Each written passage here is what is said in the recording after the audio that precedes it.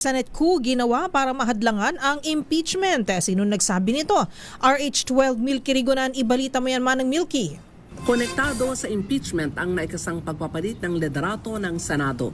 Ang kay House Prosecutor Isabel Zamora, hindi naman masasabi na walang ugnayan ang dalawa dahil obvious ang timing. Sabi ni Zamora, hindi masasabi na ang pagpapatalsik kay Senate President Tito Soto ay isolated o hindi may ugnay sa impeachment.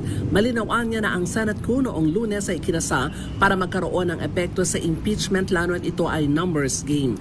Kung babalikan niya, sinabi ni Zamora, habang ongoing ang plenary voting sa Kamara, sabay namang idineklarang bakante ang lahat ng posisyon sa Senado at naisagawa ang pagpapatalsik kay Soto. Sabi pa ni Zamora, karamihan ngayon sa mga miyembro ng new Senate majority ay kaalyado ng mga Duterte at noon pa man ay nagpahayag na ng mga pagtutol para ma-impeach si Vice President Sara Duterte.